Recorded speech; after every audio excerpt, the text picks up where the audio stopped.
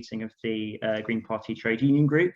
It's fantastic to have you join us. Lots of familiar faces, I'm sure, but plenty of new ones too, I hope. Just before I introduce our speakers and we get going, just a couple of sort of ground rules.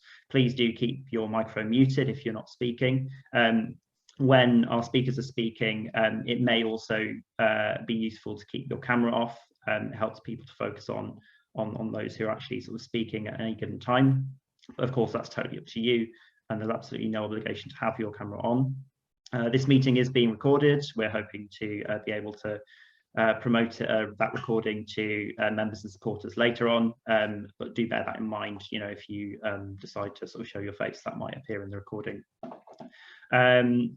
I will be opening up the chat later on so that people can sort of post their own questions for our speakers, and there is a question and answer section towards the end of this event.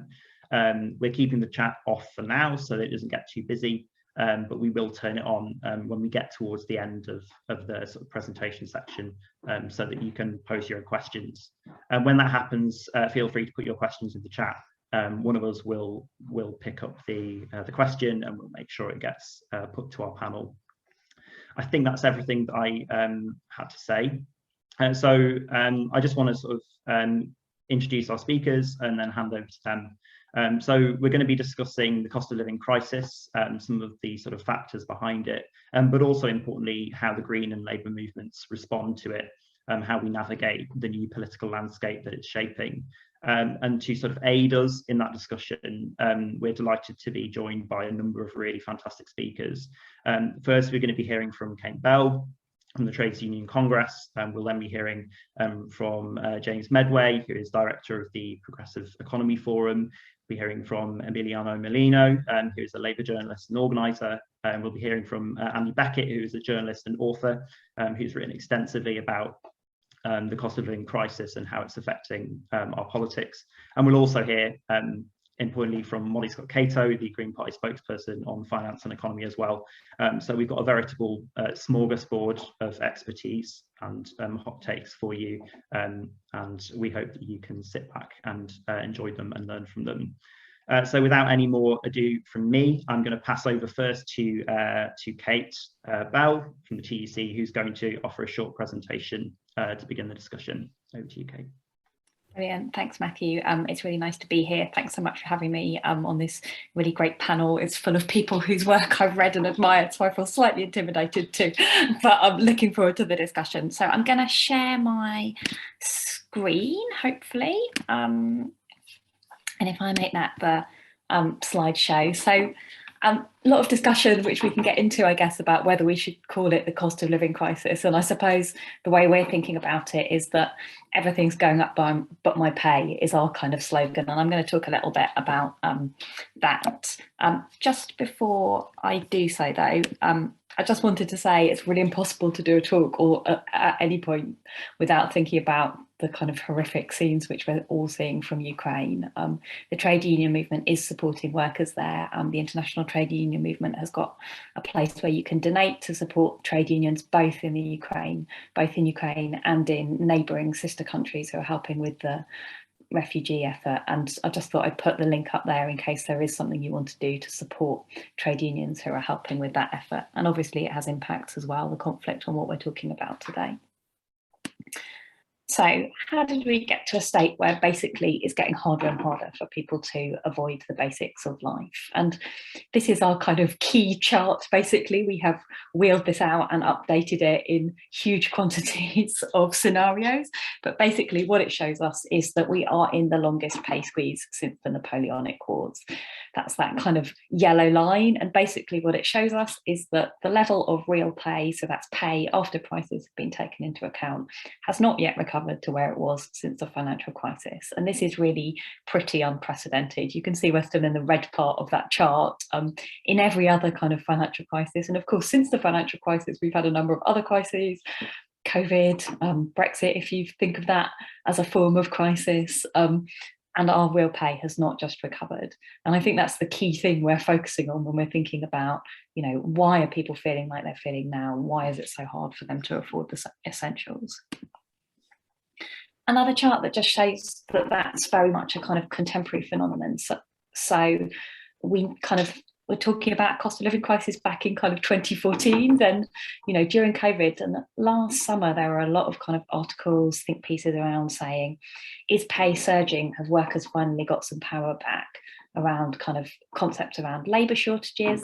And that's that kind of purple line on this chart is average weekly earnings. So that's the main measure that the Office for National Statistics shows us to show what's going on with our pay. You can see it kind of peaking in kind of summer last year. Some of that was as people came back to work and started getting 100% of their pay rather than 80% of their pay. Some of that more people just kind of going into jobs and getting new jobs, and that tends to drive pay up. So, and some people who are higher paid going back into jobs before people who are lower paid. So the composition of what was making up that kind of average figure was changing.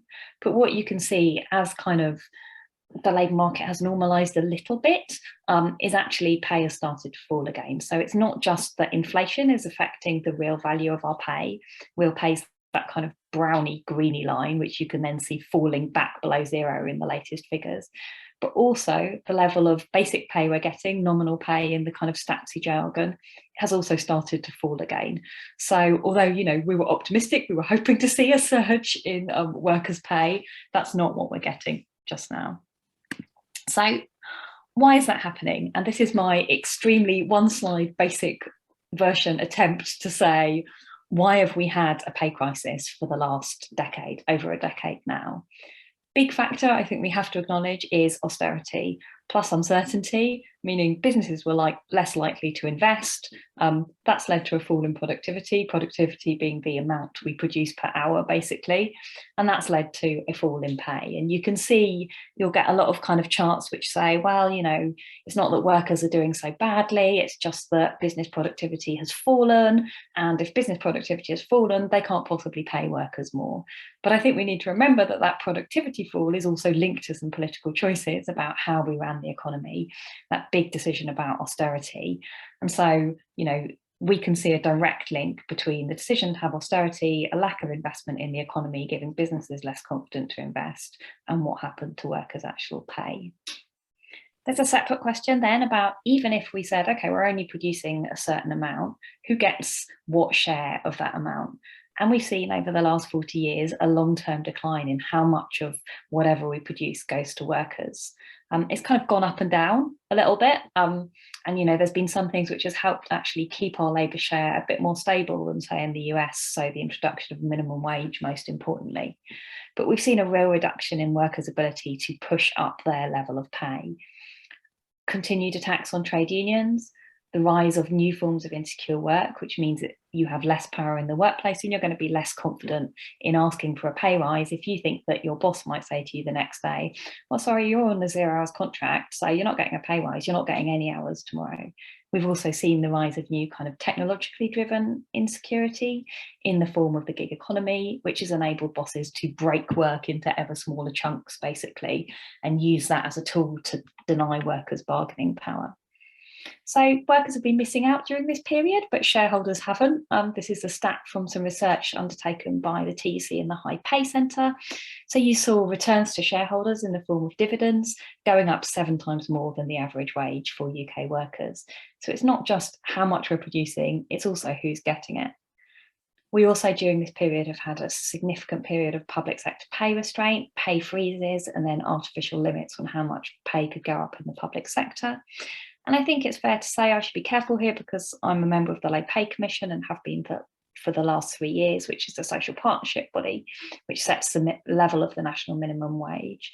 But I think it's fair to say that there's been a lack of ambition on minimum wages. It has gone up pretty significantly. This is one thing, the Conservative government in 2016 set a higher target for the national minimum wage. And again in 2020, they said that national minimum wages should rise so they meet 2/3 of average earnings. But I think all the evidence is telling us that minimum wages could be significantly higher still. So we've had this big squeeze on pay, reducing workers' kind of financial resilience, reducing the number of pounds in their pocket, basically. And at the same time, we've had a big squeeze on social security as well, so another form of income supporting workers. These are two charts from a nice report by the Resolution Foundation looking back at the last 30 years of social security policy. And basically, it's just the headings of the charts you need to concentrate on.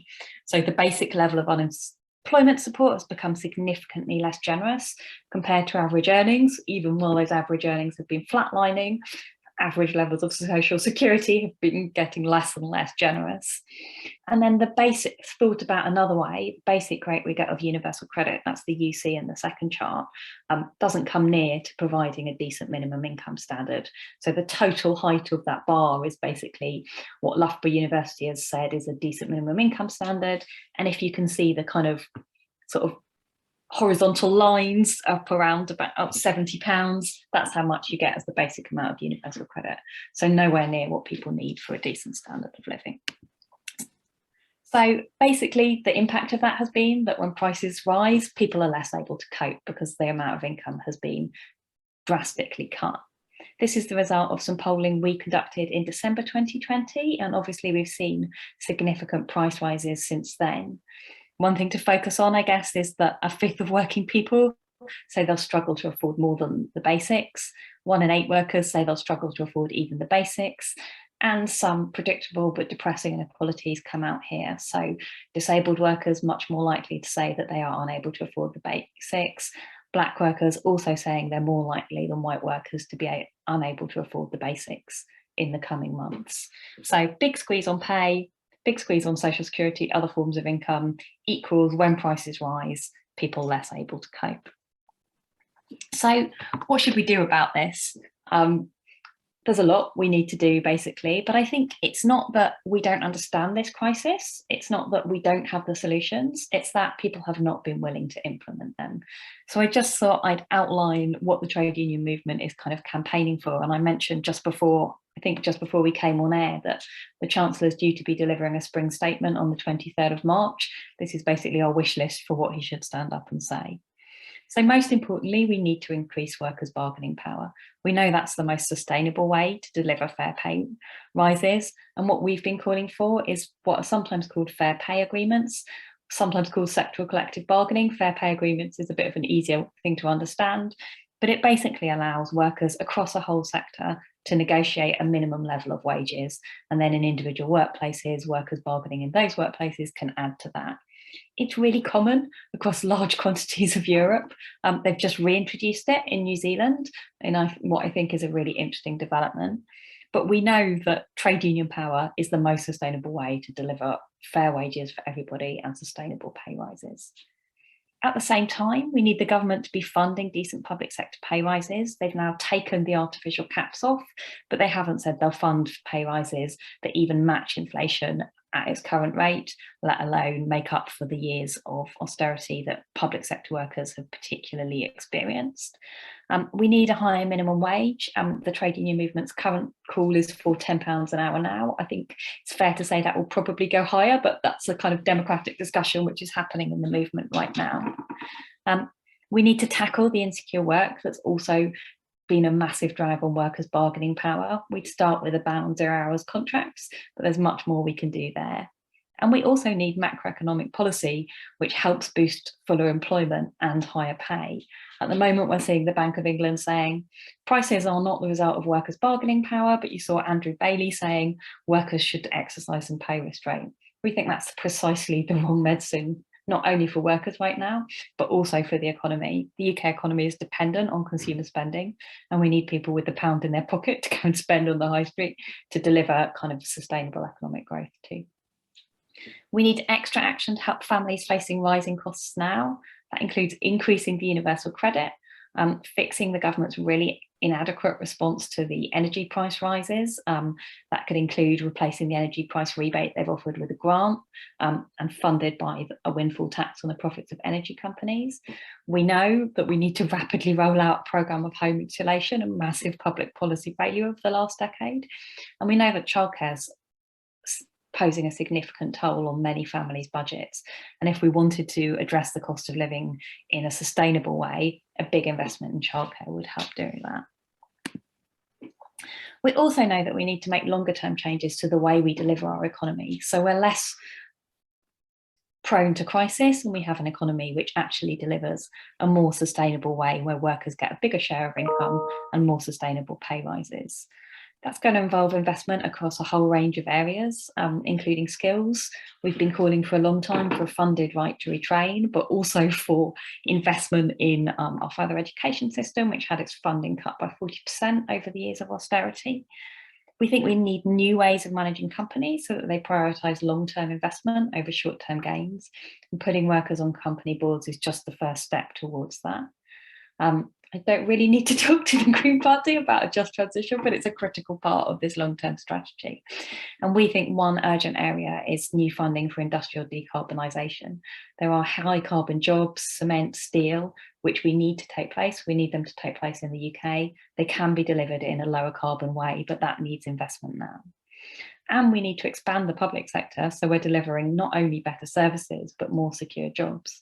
And when we look at the long-term trends affecting our economy, we know that an ageing population is a big part of that. We're going to need an expansion of care jobs. Those should be decent jobs, well-paid jobs, secure and meaningful jobs, but we're going to need investment from government to get there. I've given you our news piece, which was in The Guardian yesterday, so you can read a summary of that. And just to say, it's really important to say we are also calling in the spring statement for funding to enforce more effective sanctions on Putin's cronies, and we are also calling for effective funding for humanitarian assistance and for refugees. So that's, I think, what public policy wants to do. If you want to do something about it, we are holding a demonstration in Blackpool on the 19th of March, raising the profile of these issues. And I can't see it on my slides, but hopefully you can. On the right hand of that page, which you get to by going to the TEC website, there's a button called Join a Union. And that's the most important step I think any of us can take if we want to make sustainable change towards ending this crisis, both now and in the future. And that's it. Thanks very much, Kate. A really good introduction, I think, to a much wider discussion. I just wanted to sort of come back with a question on, something that sort of emerged as a sort of running theme of your presentation, which was the sort of general state of sort of trade union power and influence. Many of the things that you referred to as potential policy steps we could take were things that we might have expected to be part of the policy landscape 40 or 50 years ago, but which have subsequently fallen off. So I suppose the question is sort of how strong a position is the trade union movement now to help protect workers against increasing costs of living, sort of like they did throughout much of the 1970s? Yeah, it's a great question, and I suppose it depends. Your perspective on it depends a little bit on your timescale, basically. So if you compare us to the post-war decades, we're significantly less strong. We used to be 30 million strong. We're now about 6 million workers in a member of a trade union, depending on stats and whether you're looking at those affiliated to the TUC or not. But a significantly smaller proportion of the economy, about 25% of workers covered by a collective agreement. I think it's important, though, not to become sort of despairing about this. And if you see in the last 4 years, the number of people who are members of a trade union has stabilised, even though we've been going through a kind of, real crisis in which people's incomes were hit, meaning they're less able to afford trade union membership. I think also the kind of pandemic also offered some real demonstrations of the importance of trade unions. So trade unions were critical in negotiating the furlough scheme, critical in winning greater protections for health and safety, critical in arguing even for some of the very limited money that went into universal credit over this period. And I think possibly, I would think this, maybe I'm too optimistic, other people should tell me if it's the case or not, that maybe the profile of trade unions was raised and they're important to recognised again, and that gives us something to build on. But I think no one in the trade union movement is complacent about where we are. We know that expanding our membership is the most important thing we can possibly do to solve any of these problems. Thanks very much. And I think that sort of leads really nicely onto the next question I wanted to ask, which is sort of mainly directed to Emiliano, but others may want to come in on this. And I suppose the question is sort of where are the biggest fights for wage increases, but also I suppose for other improvements in everything that affects the standard of living for for a worker in our economy. So yeah, where are the biggest fights, and sort of where do you see the biggest fights emerging over the next few months and years? Right. So it's no surprise over the last year, I think Kate alluded to it, with the issue of labor shortages. There's been a lot of disputes that didn't go all the way to strike action, but did lead to quite significant pay increases in the transport sector and HGV drivers, right? They had the most leverage, so they got the most pay increases. But then linked to that, you're seeing other sort of rise in this really interesting disputes. For example, in refuse collection, there's been a lot of disputes across the UK amongst refuse collectors. Again, the leverage there comes from the drivers, where there's again a shortage. And you're also seeing a lot of disputes in transport workers, so bus drivers that have been, most councils have their bus services outsourced to a company like Stagecoach, for example. And you've seen a lot of disputes across the country of bus drivers. And of course, in London, an ongoing dispute of RMT with TfL in the attempts to cut terms and conditions of tube workers in London. And then there's kind of the ongoing dispute, the endless ongoing disputes been going on for like 3 or 4 years by university workers and who are fighting for their pensions, but also more generally for terms and conditions. I mean, it's a sector that's been really decimated over recent years. And then another interesting one, which is surprisingly really undercovered, but involves tens of thousands of workers, is more generally local council workers, local council employees. Unite plans to take its members out on strike and it's demanding for a 10% pay increase. But the other unions aren't. So Unison and GMB accepted the 1.75% pay deal, which is effectively a pay cut. But it does seem like in the next few weeks, months, Unite will take its members out. So that's a big one. I mean, that's maybe like 70,000 members that Unite has there. But I guess what's interesting here is that you've probably noticed most of these are in public sector, most of these are in local government. And it sort of goes back to, I think, what Kate mentioned as well, which is that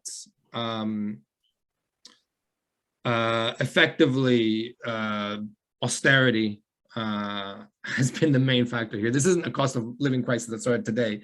It's a cost of living crisis it started 10 years ago with cuts. And especially local councils have been decimated in terms of their funding. And so as a result, we saw conditions in a lot of these workers, in a lot of these sectors, local transport, local refuse collection, local council workers, and so on and so forth, get cut. And so this is in part a reaction to that. And I think there is in part a reaction to, I think there is a bit of increased action happening. Again, from a very low base, but there is an increase. So that is in a way positive, but there's probably a long way to go. I mean, there's definitely a long way to go. I'm saying from a low base. In 2020, Unison had 7 strikes in the UK, 34 strike days in total. And granted, that was during a pandemic, but I think it's also low compared to other countries that were facing the same pandemic.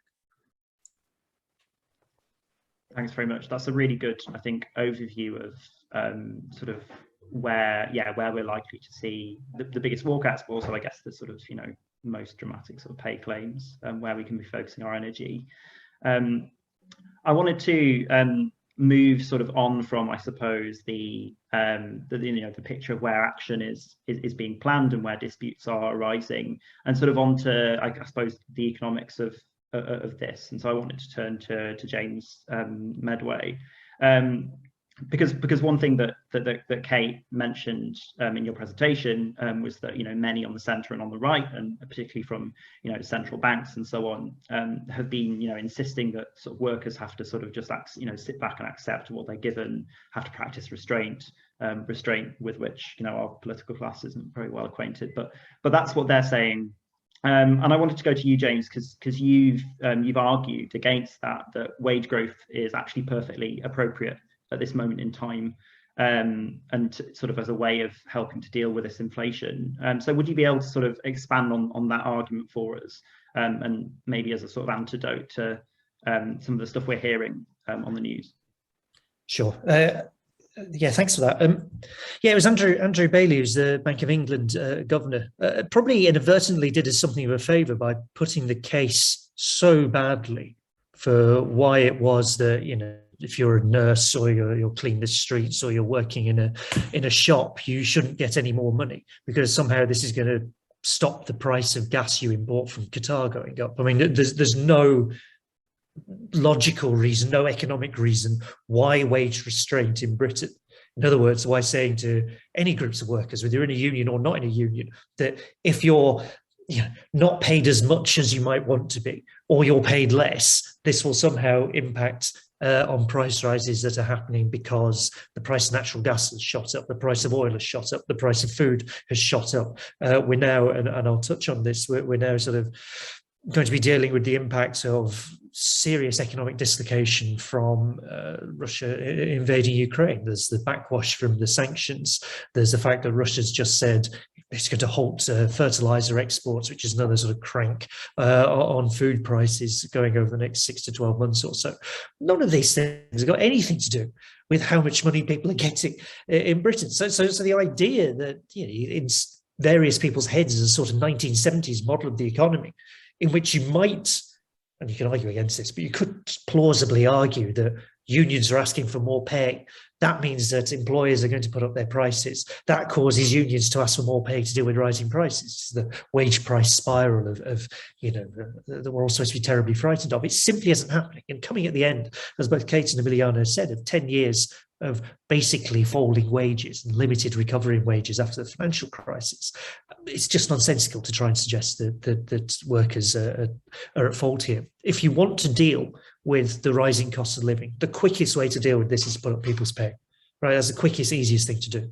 There's no point messing around, going all around the houses and everything else. What needs to happen is that people's pay needs to increase. And the key variable here, the big sort of macroeconomic setting of this, is the one that Kate talked about, which is that, look, this is about redistribution.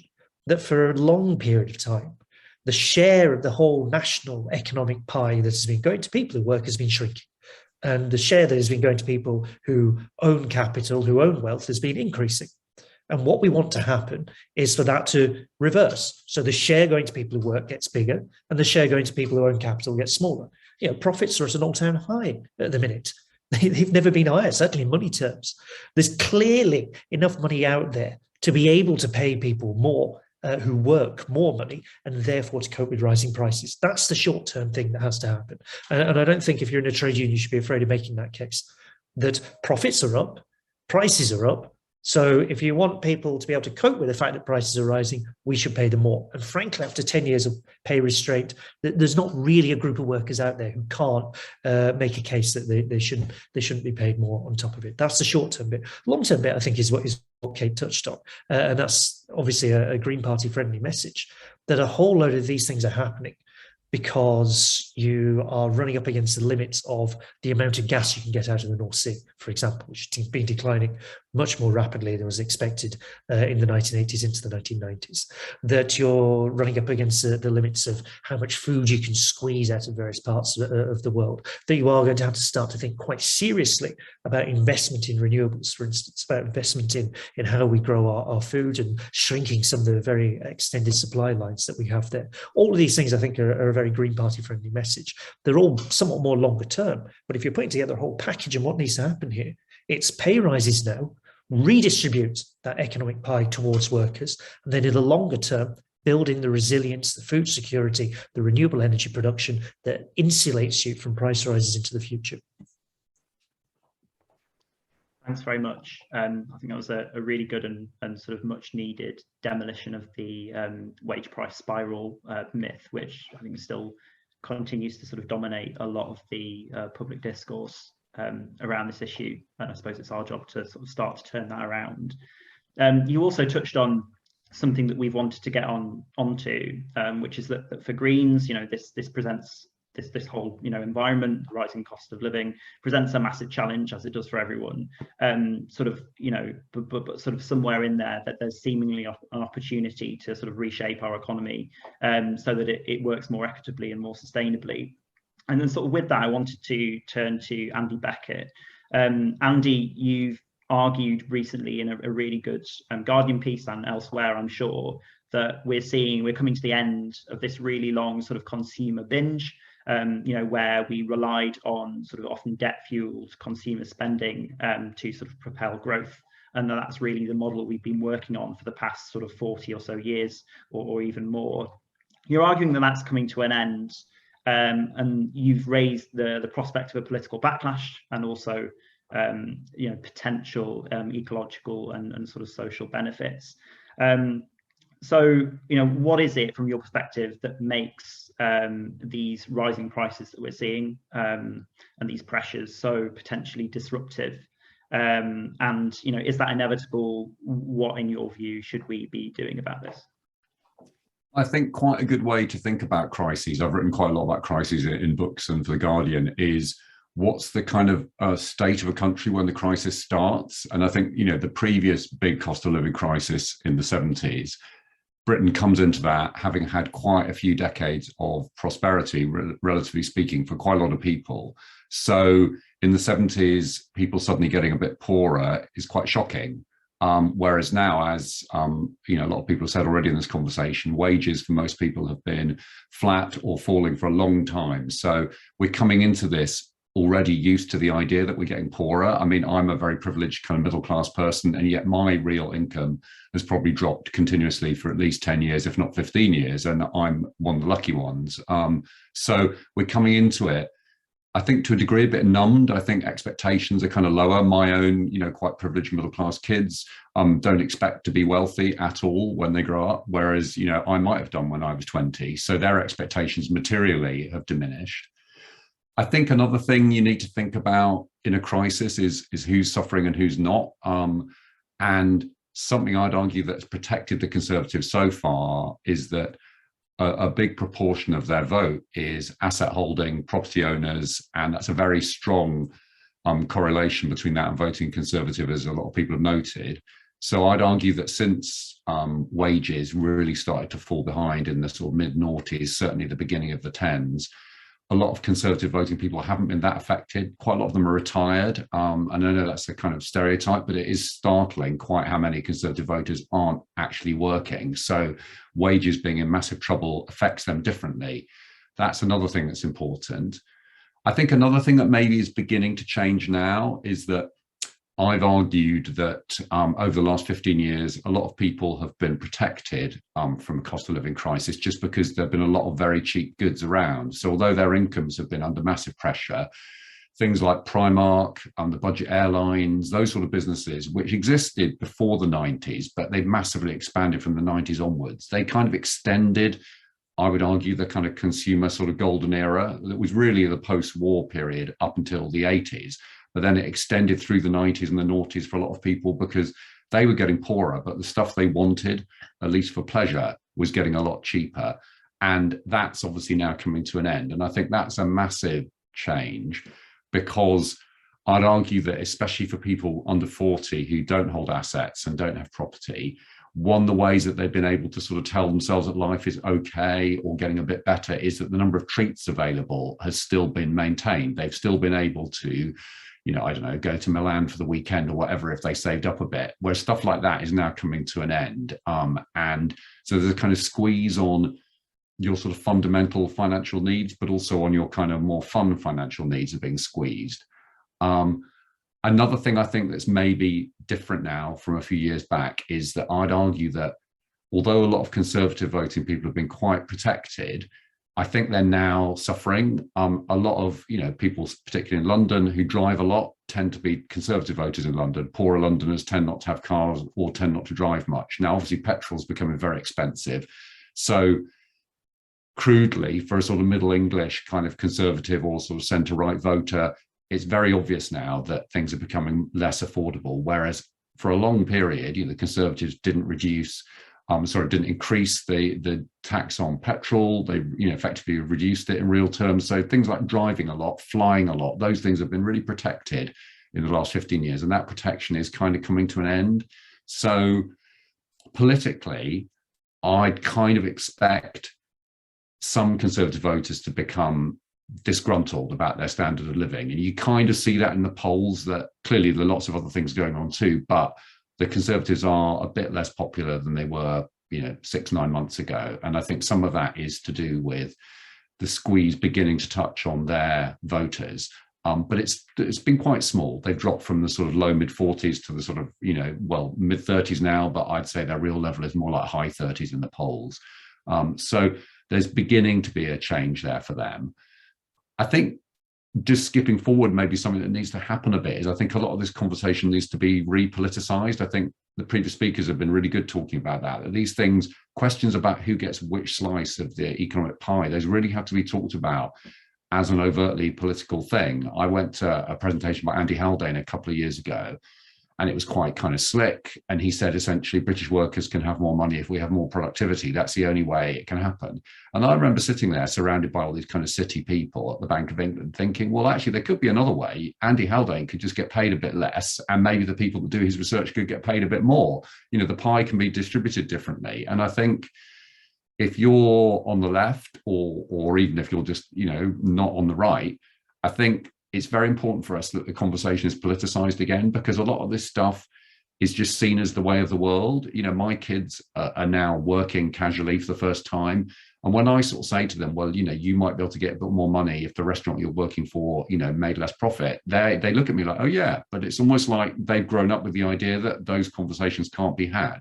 Whereas I think in the 70s, which I don't want to romanticize in any way, but I think one thing that happened then, which I think was much better than now, was that the money was something to be argued about and to be negotiated over. And the fact that Britain was quite turbulent politically then, that's because people were arguing about who got the biggest slice. And I think in a healthy democracy, these questions are always political and they're always argued over, because they really are argued over quietly, but they need to be argued over overtly in order for there to be any kind of dynamism in the kind of democracy. And I think in Britain, that has sort of fallen away in the last 20 or 30 years. If you're paid a certain amount, I even feel that myself when I sometimes negotiate contracts for my own work. I'm like, oh, well, that's what you're offering me, I'll take that. Whereas I think my 70s self would have said, hang on, inflation is 6-7%. I'm not settling for the same as last year. So I think we all need to remind ourselves that these things have to be argued over, and the argument over who gets which slice is not a sign that society is kind of falling to pieces. I would say it's the opposite. It's a sign of a kind of healthy democracy. I think that's what I'd say so far, but there's plenty of other stuff that hopefully I've opened up. Thanks very much, Andy. I can see what appears to be a hand from, I can see one from Emiliano, so we'll go to Emiliano, but then there's also Kate. So Emiliano, you first.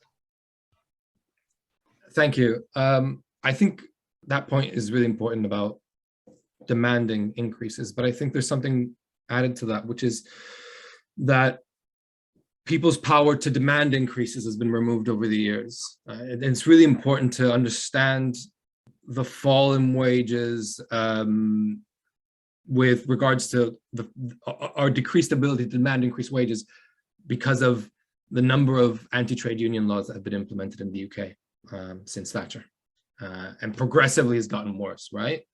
So, and I think linked to that, there is also an element of how unions have reacted to those increasingly burdensome regulations that have limited their ability to act.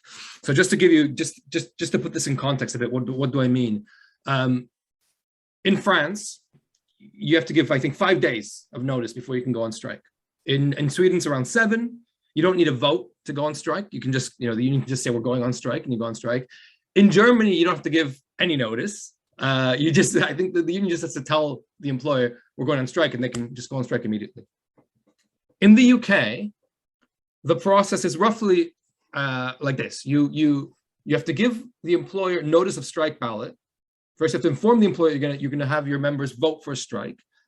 A week after you've informed the employer, you can start your strike ballot, and normally those will take minimum 2 weeks, but often it can take several weeks. After you get the results of your strike ballot, you have to give the employer notice once again before you're going to go strike. I think it's another week you have to give your employer again before you go strike. So all in all, minimum between deciding you're going to go on strike and going on strike, it's 4 weeks minimum.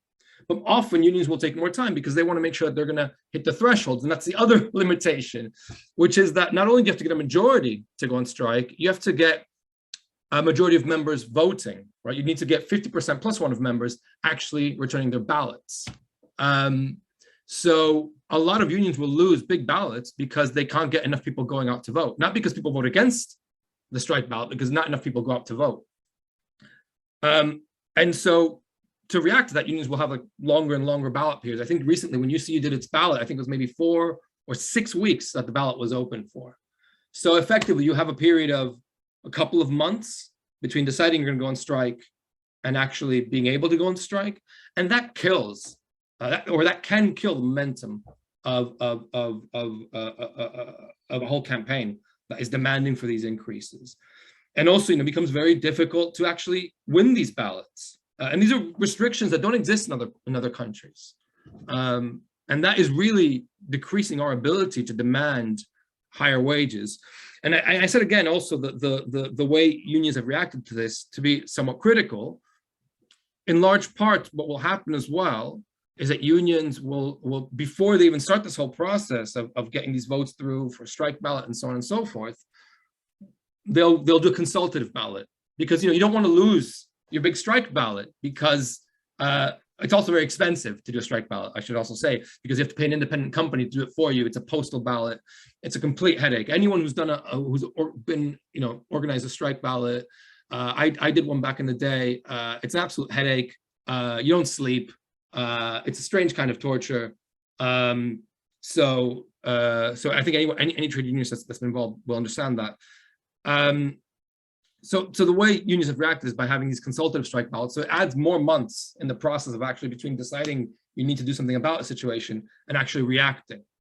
And again, those are things that kill momentum. Before you asked me about what disputes were happening, I think another interesting question is what disputes are not happening that should be happening. And I think the big glaring one is healthcare workers, right? There's a 3% proposal, 3% pay increase from the proposal. That's way below inflation. Everybody accepts that healthcare workers have gone above and beyond in the last few years.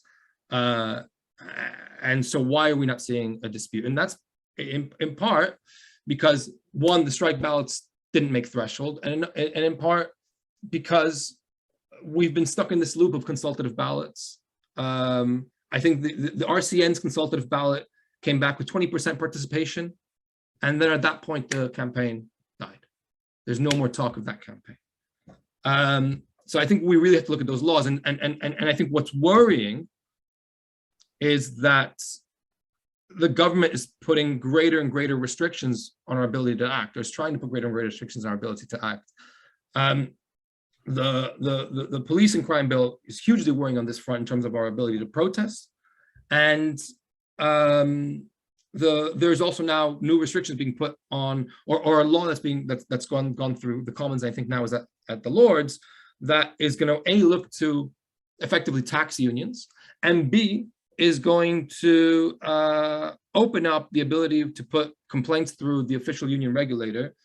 At the moment, only union members can put a complaint about their union to the official union regulator. This law is being opened up so anyone can. So effectively, an employer could put a complaint into the union regulator, and the unions would be paying for the privilege of having their ability to act reduced or have these complaints against them, because they're effectively being asked now to pay for the union regulator.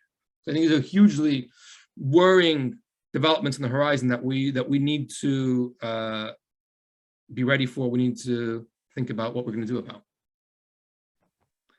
Thanks very much. Just before I go to Kate, I'm just going to say to everyone that I'm going to be opening up the chat so that you can send questions through ahead of the Q&A section that we're hoping to have at the end. If you do have questions, please put them in the chat or send them specifically to Robert McGowan, who's on our committee. He's going to be compiling a lot of the questions so that we can put them to the panel. So yeah, I'll open up the chat for you to do that now. So Kate, do you want to come back on those questions? Yeah, just a sort of note on what Emiliano said. Those new restrictions are kind of tax on trade unions, and anyone being allowed to implement complaints are still part of the 2016 Trade Union Act, which was brought in by Cameron and Osborne after they won the last election. one of the kind of concessions, like the trade union movement did a lot to kind of water down that bill as much as it could in the political environment, was that they were meant to be allowing e-balloting of trade union members in industrial action, basically, to limit the kind of some of the ridiculous processes that Emiliano was talking about. Government, of course, still haven't implemented that. There's a kind of vague commitment to a pilot. But, you know, unions are also prevented from using the kind of tools that everyone else uses in their daily life to organise their industrial action. And it's another way of how these kind of very political restrictions on trade union action are actually operating. And I guess it's kind of linked to the point I was prompted to make by what Andy was saying, which was, I think it's kind of stopping a bit, but there's been a very weird disconnect in the last, I don't know, 10 years maybe, between how we talk about economics and how we talk about politics, and our kind of inability to connect those two things. So I'm not an economist, but I do a sort of economicsy job, and I'm often talking in kind of economicsy forums where I say things like, well, of course, the Trade Union Act has limited workers' power to negotiate. And people look at me like, that's not the subject we're talking about. That's something else. That doesn't factor here. And I think I've just kind of, I don't know, inspired, provoked by kind of Andy's comments to just think about how we get that point that economics is about power ultimately, and that's what we're talking about here.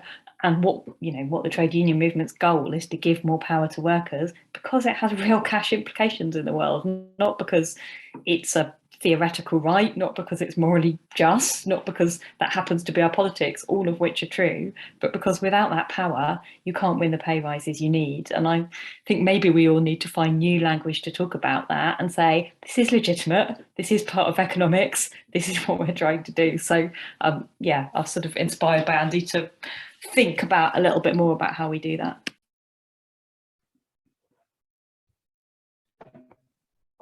Thanks very much, Kate. Just to quickly, I don't know, but my internet went, so I hope you can still hear me. We'll go over to Andy quickly, and then we'll go on to Molly, who we haven't heard from yet, and I'm sure has plenty to contribute. I just wanted to add a couple of things really quickly. I think it's really important for us to all remember that, we're talking about a cost of living crisis, and for most people, that's profoundly threatening. But there are quite a lot of people who vote for the government who I think vote for the government on grounds that are not so much to do with the concrete detail of their life. Symbols are very important. I don't want to obviously get into a Brexit discussion, but I think for a lot of people, Brexit was a question of sort of symbolism and psychology as much as it was about kind of material realities. And I think that, hopefully Conservative voters will now be beginning to see concrete realities as being important. But I think a lot of the appeal of Boris Johnson has been sort of beyond sort of material empirical things. And I think that still lingers. And I think anyone who doesn't want this government to continue has to confront that winning voters over purely on kind of questions about, what's happened to your real income is, it's doable, but it's quite hard. And I think particularly the Conservative press lives in a world of kind of symbols. What the reality of how people are living and how the cake is divided doesn't feature that much. So that's one thing I'd say. And just adding to what Kate said, I'm not looking to blame New Labour for this, although I'm happy to if you want me to. But I think the Blair government and that period left a really dangerous legacy, which was the idea that discussions about economics in terms of power, as Kate rightly mentioned, were just seen as a bit gauche. I mean, I went to university with quite a lot of people who went on to be New Labour ministers. And I can remember even as a teenager, them saying to me in our kind of earnest student politics discussions, all those questions about employer versus employee, those are all over. That's the kind of old-fashioned stuff. We don't have power questions in the workplace anymore. And clearly that's nonsense. And clearly we're not in the world of Blair anymore, economically or socially. But I think that's left a very long legacy, that idea that economics is not really very political. That's still kind of hanging around, not for most of the public, but for a lot of kind of elite kind of policymakers. Like Kate says, if you go to any kind of, technocrats kind of gathering, they will still look at you a bit strangely, as if you're being a bit vulgar if you say there are questions of power here. And hopefully that will just erode with time. But I think that's a real obstacle at levels like the Bank of England, for example, that you'll meet very smart people who are much smarter than I am, but they will honestly tell you they think economics and politics aren't really connected. And I think that that's so important to make that link again. It's profoundly political. Of course it is, even for people like me who don't really understand economics, we can see that these questions are incredibly political. And that link's really got to be made again, I think, if the kind of conservative hegemony is going to finally end. Molly, over to you. Thank you very much, Matthew, and thank you to everybody. It's been very interesting to hear what everybody has to say. I'd like to start by saying what a great presentation that was from Kate. I hope you're going to send the slides around at the end. I think you did yourself down a bit at the beginning there. So woman to woman, I'm just suggesting you don't do that, because you did a great job with economics there. I also like to pick up the point you made about whether we should be calling this the cost of living crisis. And I think we shouldn't.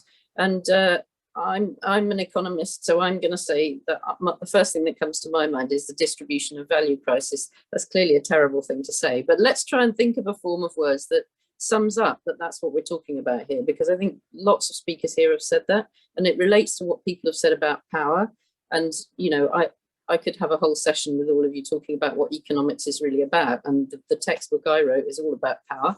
But you know, we at least can commit to saying that, even if people look at us like, you know, we've come from a different planet. But obviously economics is a system that's designed to sort of sideline power from the discussion of value and how it's distributed, right? That's what the economics discipline is for. It doesn't have to work that way. Anyway, that was just slightly preliminary. I'm just going to quickly talk about some of the key priorities for Greens in this whole discussion, and then a bit about our 5-point plan, which is very practical measures that we think we should be taking.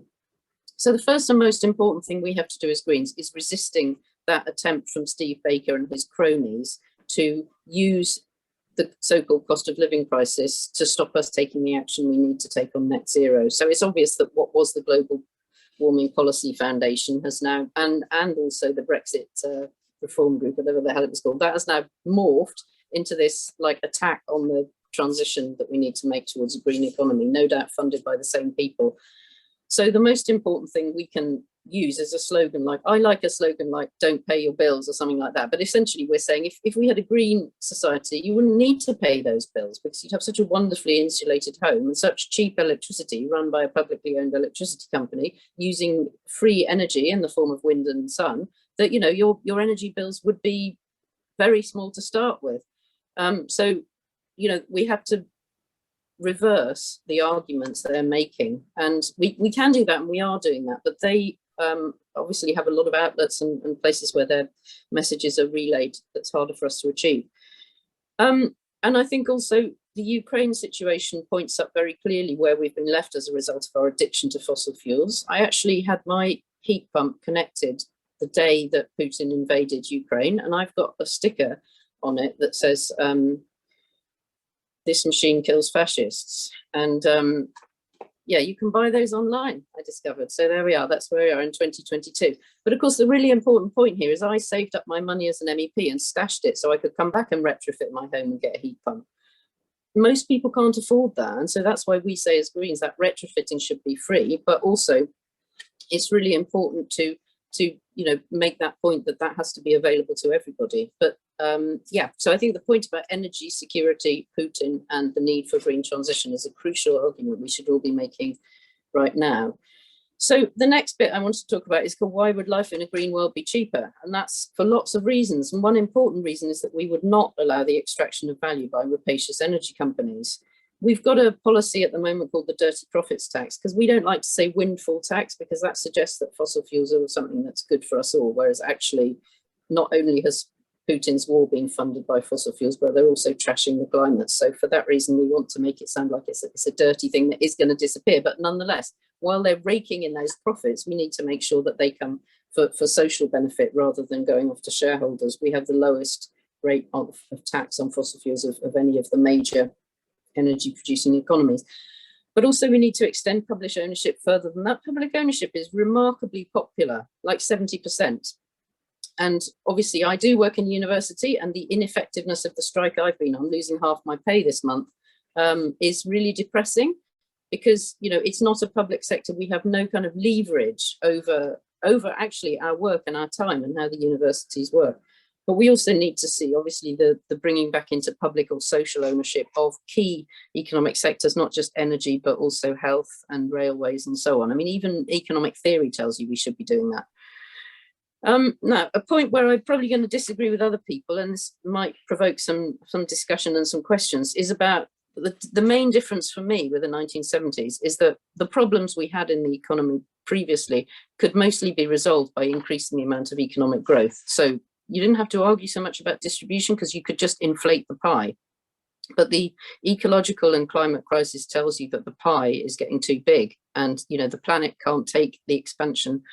So once you start thinking that economic growth has to be limited, and in fact we've gone beyond the bounds of ecological sustainability already, it does make the questions about allocation much more pressing. So to me, that's a shift that we make as green economists, which we need to see reflected in exactly the sorts of thing Kate was talking about with collective bargaining rights and so on, because we are seeing huge extraction of value. So that, this is always the example I give, but the fact that Bill Gates thinks it's still fine for him to use his private jet because he can buy up half of Gabon to absorb the emissions, that's the kind of gross injustice that we're looking at. But at the same time, the closure of the planetary frontier does force that question of allocation and the need to increase our power, in fact, to argue for our fair share of allocation. Sorry, I'm nearly getting to the end, Matthew. So just wanted to quickly bring out some of the key points from the 5-point plan that the leaders announced in their speech on Friday. The first plank is to restore, not just restore the £20 uplift to universal credit, but to double it to £40. I noticed, Kate, was very clear in your presentation that actually a lot of poverty is caused by low wages and poor, wage decline, actually, real wage decline, but a lot of it is also caused by just the total inadequacy of our welfare system. And this is something where I think Labour is very frightened to go. They don't see many votes there. And I think those of us who recognise that, and this is something the Green Party is very proud to do, very happy to say, that people should have dignity. So we've said increase universal credit to £40. We've got all this fully costed, just in case you were going to ask. We also argued back in September, before all of this started really pinching in terms of the cost of living crisis, that everybody should have £320 to help them pay for the spiralling energy costs. And you won't be surprised to hear that we've argued for an emergency grant to homeowners, landlords and councils to fund immediate insulation improvements so we won't need so much energy, because obviously energy efficiency needs to be the first step. And beyond that, as we've argued for decades, in fact, we're strongly arguing for the need to invest massively and urgently in offshore, onshore wind, solar, tidal, and all those renewable energy resources. And I think we need to see that as a national security priority now. It's not just about the climate crisis, it's also about our need for domestic energy security. And I think if we wrap it up in that way, well, it ought to be heard more. We'll wait to see. But anyway, that's my two penneth, and look forward to hearing responses and questions and other people's comments. Thanks very much, Molly. I think a really good way to finish off the sort of like panel discussion presentation section of this with the sort of Green Party key proposals for sort of managing and navigating this new environment we're in. I think with that, I feel like it's time to move to some questions from the audience. I know that we've had quite a few streaming in, and they've been going into Robert. So I'm now at this stage going to hand over to Robert, who is going to, I think, pose some of those questions to the panel. So yeah, hands up if you want to dive in and answer any of those. But over to Robert. Yeah, sure. A few questions in the chat here, and thanks everyone. Thought that was really interesting, and lots more to try and cover in the next 15 minutes. So actually, just first one, maybe following on from what Molly's been saying, there's a question in about how Green Party elected councillors, which are growing in number and hopefully will grow even further in May. They're going to be facing these demands for wage increases. As Emiliano noted, there's the expectation that could be quite a significant group that isn't talked about so much. Like that's more of a practical management as opposed to how the Green Party positions itself on from a policy perspective. That's like really on the ground difficult challenge that councillors are going to face. So how can they manage those demands for real wage increases? And I suppose there's like a pertinence for the rest of the panel here, because it's obviously not just Green Party councillors who face this demand, and councils across the country are struggling with massively reduced budgets, so they're completely caught in a bind. So any thoughts from the rest of the panel on how to manage that challenge? Might just yeah, go ahead, Emiliano.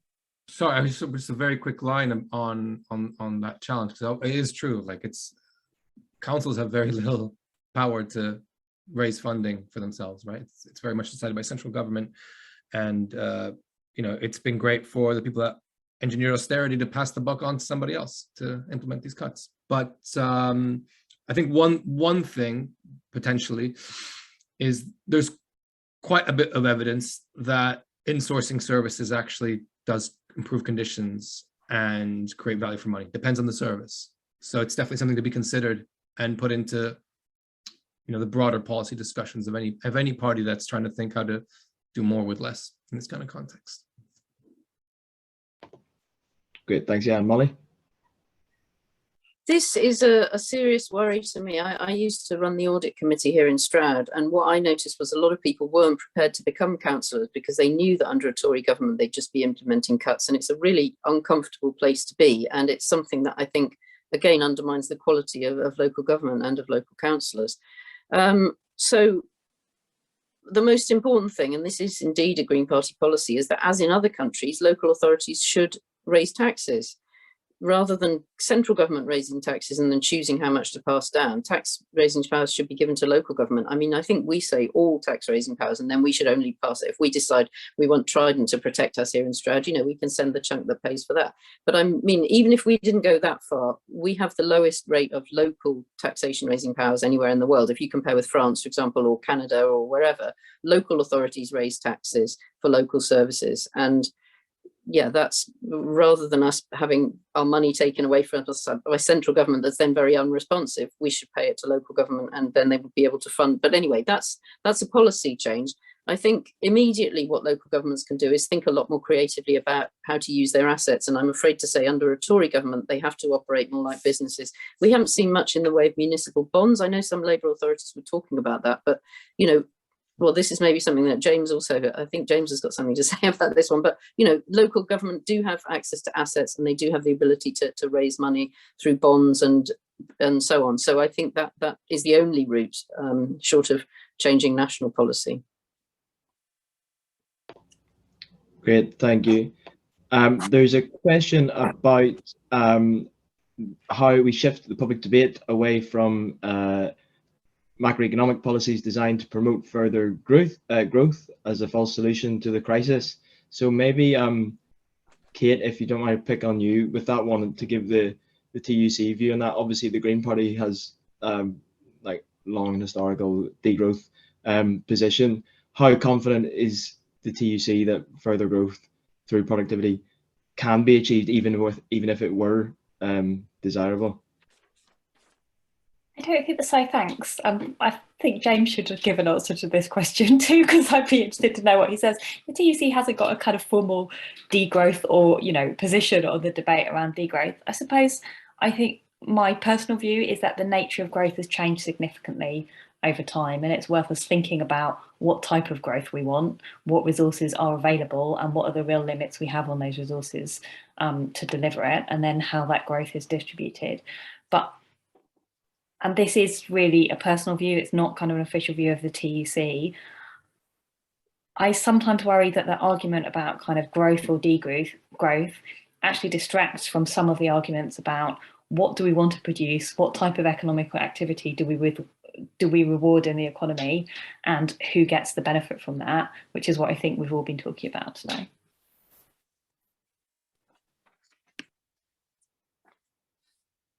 Thank you.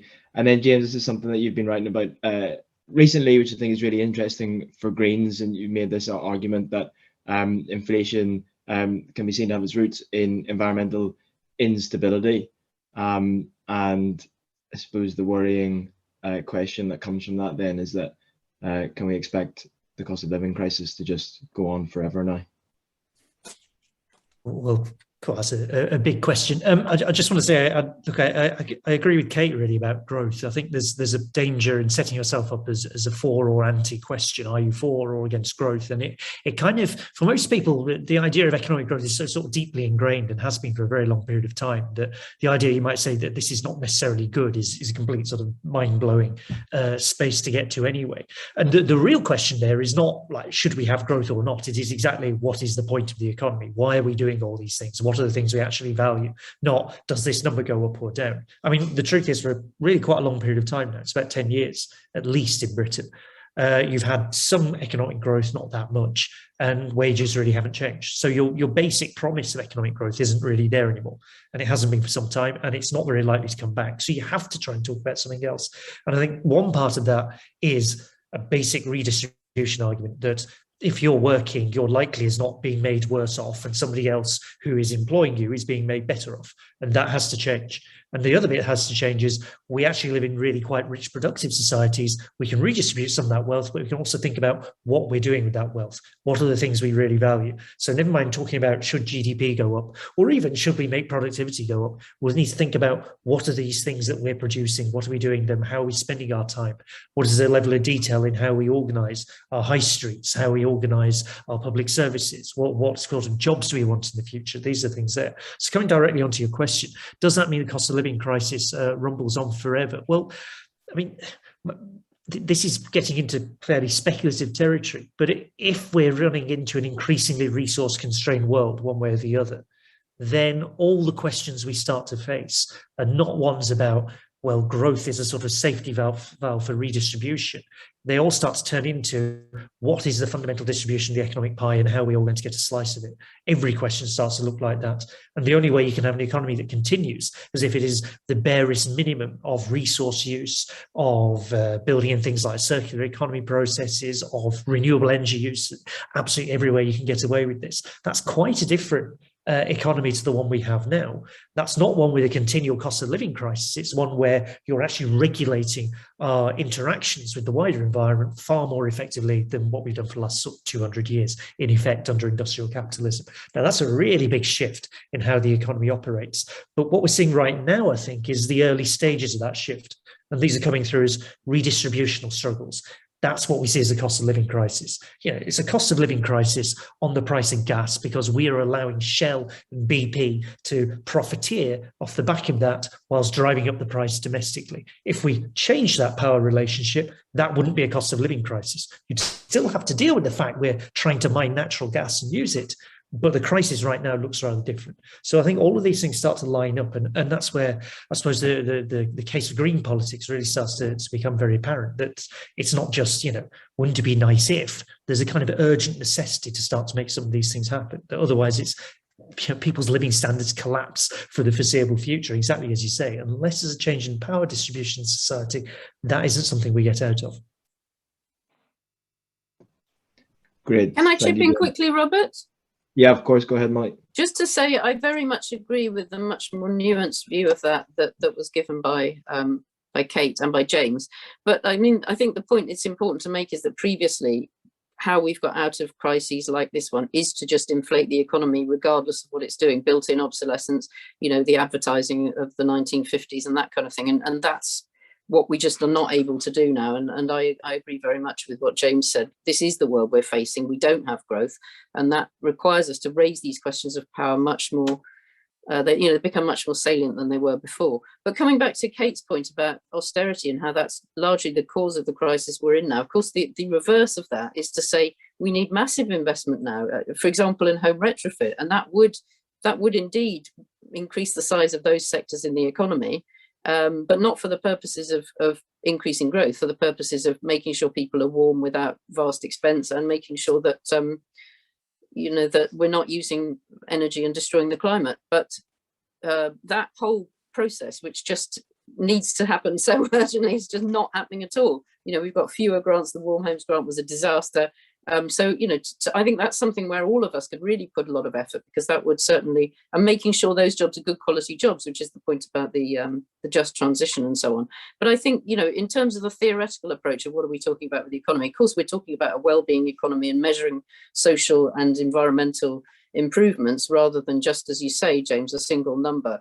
But I think we do need to take account of the energy in, energy out question as well. So, for example, we don't support a shift towards electric cars for everybody in the same way everybody has a petrol car, because the equations in terms of energy in and energy out just don't work out. We need to shift people towards public transport. So I think when you look at the economy from a sustainability perspective, you are talking about significant redesigns in terms of social behavior, what we call modal shift, not just switching one form of technology for another. Thank you. Andy, did you also want to come in on that?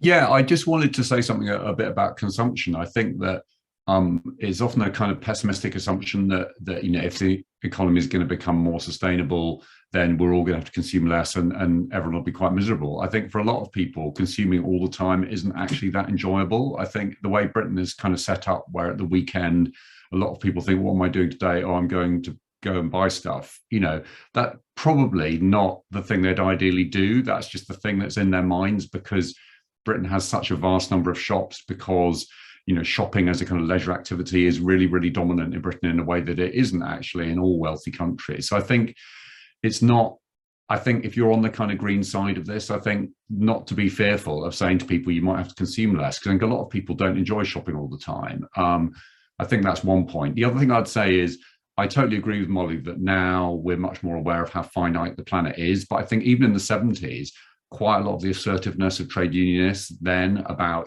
we want our share, was kind of predicated, maybe not on kind of environmental catastrophe coming down the track, but people in Britain in the 70s didn't necessarily think the pie was going to grow. People were worried that the economy was going to decline in the long term. So I think even then, people were thinking, we need to be assertive, we need to get a bigger bit of pie, and we need to kind of rediscover, I think, a bit of that kind of militancy and confidence that just says, look, 2% growth or 1% growth or 3% growth of GDP doesn't mean anything to most people if that growth is being massively captured by the kind of executive class and by the super rich and not by anybody else. Frankly, we could have degrowth and most people would still be having a good life if growth wasn't being captured in the way that, is currently seen as just the way things are.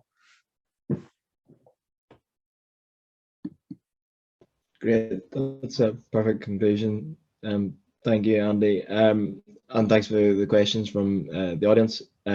Matthew, I'll hand back to you to wrap up. Well, thanks very much, Rob. My internet's a bit shaky again, so I hope everyone can hear me. But yeah, I just wanted to round up by, well, firstly, I guess, thanking all of our speakers for spending a good portion of their Sunday afternoon speaking to us. They're not doing it for money, so I hope they enjoyed it.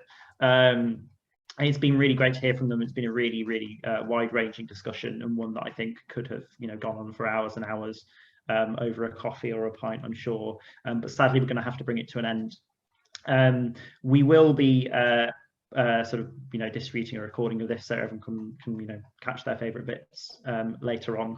I also just wanted to say thanks to Rob McGowan, who you've heard from, who's spent a load of time organising this and is chiefly responsible for it. So thanks so much, Rob. It's been fantastic. And I also just wanted to say to everyone that we're planning our next event, our next members meeting for early April, where we hope to be looking a bit more at trade union organising and leverage, which is going to be absolutely huge if we're going to articulate higher wage claims and articulate a sort of sustainable response to the crisis we've discussed today. So do keep an eye out for that meeting. Come along if you can. Hoping to have some really good special guests if we can confirm them. But yeah, thanks so much again to everyone for coming. It's been fantastic, and I hope you enjoy the remainder of your Sunday and the remainder